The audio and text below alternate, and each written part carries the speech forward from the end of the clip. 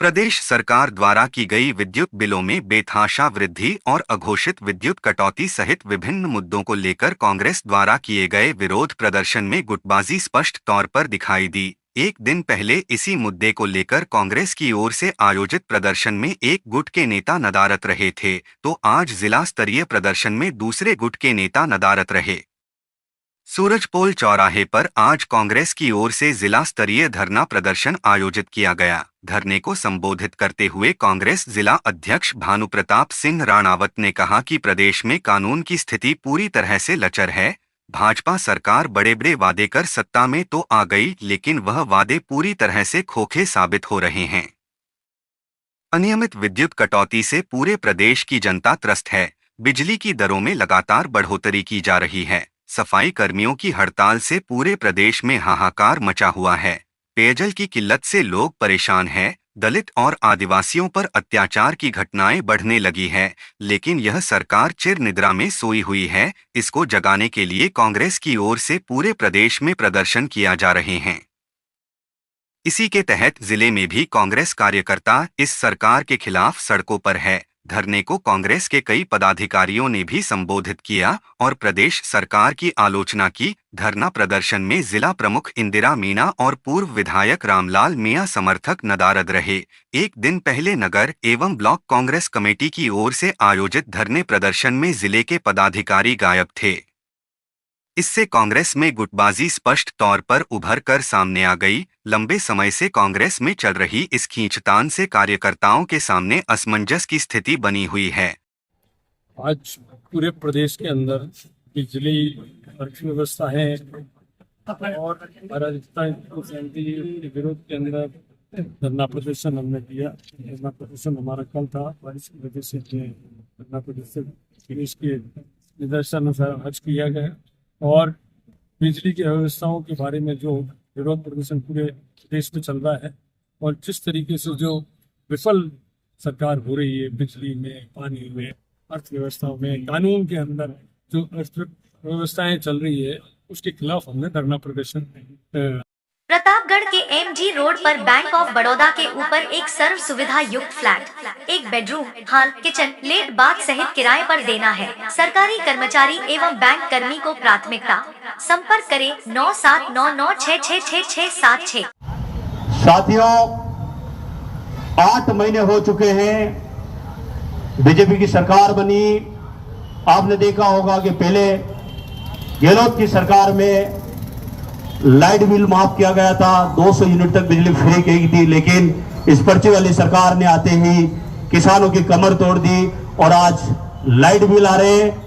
सावन के महीने में हरियाली अमावस्या का खास महत्व है। हरियाली अमावस्या को लेकर प्रतापगढ़ शहर में भी जोर शोर से तैयारी चल रही है। शहर की मिठाइयों की दुकानों पर रबड़ी और मालपुए बनना शुरू हो चुके हैं। हरियाली अमावस्या के त्योहार पर रबड़ी और मालपुआ की विशेष मिठाई तैयार की जाती है। प्रतापगढ़ शहर में भी कई मिठाई की दुकानों पर मालपुआ की मिठाई बनाई जाती है और कुछ दुकान तो ऐसी है जो सिर्फ साल में एक दिन हरियाली अमावस्या के दिन ही खुलती है, जहां से शहरवासियों सहित ग्रामीण अंचल से आने वाले लोग भी मालपुआ की मिठाई की खरीद करते हैं। प्रतापगढ़ शहर में आदिवासी अंचल से भी बड़ी तादाद में लोग पहुंचते हैं। इसी को देखते हुए शहर के मिठाई व्यवसायी रबड़ी और मालपुए तैयार करने में जुटे हुए हैं। मिठाई व्यवसायियों का मानना है कि पिछले 3-4 दिनों से हो रही बारिश के चलते ग्रामीण क्षेत्र से भी बड़ी तादाद में लोग शहर में पहुंचेंगे और उनका व्यवसाय अच्छा चलेगा।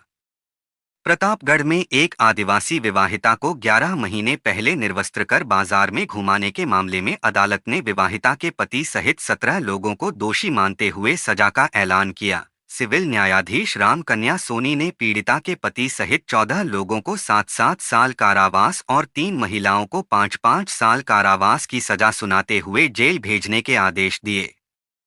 विशिष्ट लोक अभियोजक मनीष नागर ने बताया कि 11 महीने पहले 1 सितंबर 2023 को प्रतापगढ़ के धरियावद क्षेत्र में एक विवाहिता को उसके पति, परिजनों और ग्रामीणों ने निर्वस्त्र कर बाजार में घुमाया। इस मामले में पुलिस ने विभिन्न धाराओं में प्रकरण दर्ज कर विवाहिता के पति सहित 17 लोगों को गिरफ्तार किया था, जिनमें 3 महिलाएं भी शामिल थी। तभी से यह मामला प्रतापगढ़ के सिविल न्यायालय में विचाराधीन था। आज सुनवाई पूरी होने पर सिविल न्यायाधीश रामकन्या सोनी ने सभी को दोषी मानते हुए सजा का ऐलान किया। सोनी ने पीड़िता के पति सहित 14 लोगों को 7-7 साल कारावास और प्रकरण में शामिल 3 महिलाओं को 5-5 साल कारावास की सजा से दंडित करते हुए जेल भेजने के आदेश दिए। नागर ने बताया कि पीड़िता का 4 साल पहले ही विवाह हुआ था और उसका पति अहमदाबाद में मजदूरी करता था। 2 साल पहले विवाहिता अपने पति को छोड़कर नाते चली गई और दूसरे व्यक्ति के साथ रहने लगी थी। इससे इसका पति और परिजन नाराज थे। नाराजगी के चलते इन्होंने पहले विवाहिता को प्रताड़ित किया और बाद में निर्वस्त्र कर गांव में घुमाया। मामले को लेकर तब जिले में राजनीति भी गर्मा गई थी। तत्कालीन मुख्यमंत्री ने पीड़िता को आर्थिक सहायता प्रदान करने के साथ सरकारी नौकरी भी प्रदान की थी। धरियावद में 2/9/2023 को परिवाद्या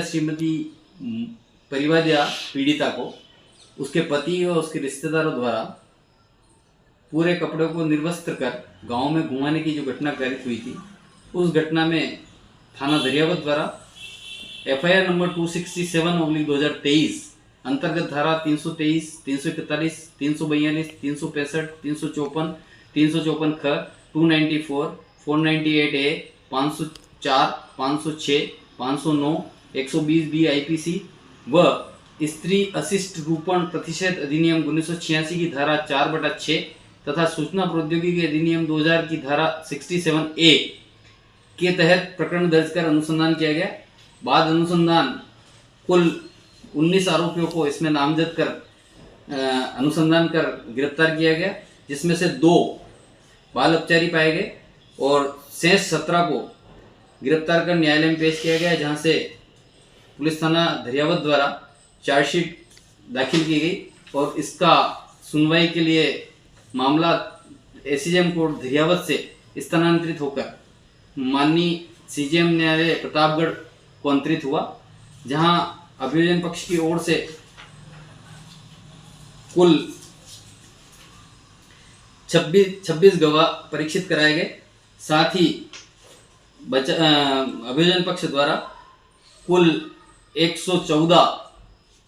लगायत 214 दस्तावेजों को प्रदर्शित मार्क कराया गया। बाद सुनवाई न्यायालय SCM साहब प्रतापगढ़ श्रीमती रामकन्या जी सोनी द्वारा सभी आरोपीगण को इस मामले में दोषी पाते हुए सजा के बिंदु पर अभियोजन पक्ष व अभियुक्त पक्ष को सुना गया।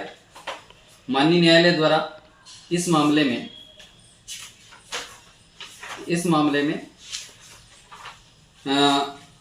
अलग अलग पार्ट में सभी आरोपियों को दोषी मानते हुए अलग अलग सजा का ऐलान किया, जिसमें सर्वप्रथम नेतिया पुत्र पांचिया, मानाराम उर्फ वेणिया पुत्र भेरिया, काना पुत्र लालिया, नाथू पुत्र नगजी, सूरज पुत्र केशिया और पिंटू पुत्र भेरिया सभी निवासियां निचला कोटा पहाड़ा थाना धरियावद को दोषी पाते हुए अलग अलग धाराओं में, जिनमें धारा 147 भारतीय दंड संहिता में 6 माह का साधारण कारावास व 1000 रुपये का अर्थदंड,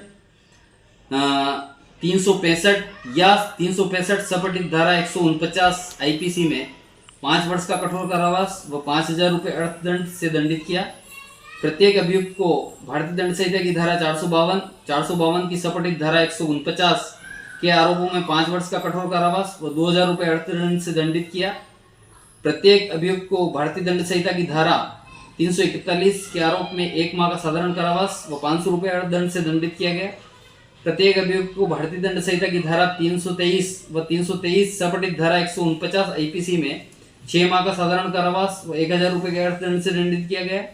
प्रत्येक अभियुक्त को भारतीय दंड संहिता की धारा 342 या 342 सपटित धारा 149 के आरोप में 6 माह का साधारण कारावास व 1000 रुपये के अर्थदंड से दंडित किया गया। प्रत्येक अभियुक्त को भारतीय दंड संहिता की धारा 354 या 354 सपटित धारा 149 IPC में के आरोप में 5 वर्ष का कठोर कारावास व 2000 रुपये के अर्थदंड से दंडित किया गया। प्रत्येक अभियुक्त को भारतीय दंड संहिता की धारा 354 ख या 354 ख सपटित धारा 149 के आरोप में 7 वर्ष का कठोर कारावास व 10,000 रुपये के अर्थदंड से दंडित किया गया। प्रत्येक अभियुक्त को भारतीय दंड संहिता की धारा 294 या 294 सपटित धारा 149 IPC में प्रतापगढ़ के एमजी रोड पर बैंक ऑफ बड़ौदा के ऊपर एक सर्व सुविधा युक्त फ्लैट, एक bedroom, hall, kitchen, let bath सहित किराए पर देना है। सरकारी कर्मचारी एवं बैंक कर्मी को प्राथमिकता। संपर्क करें 9799666676।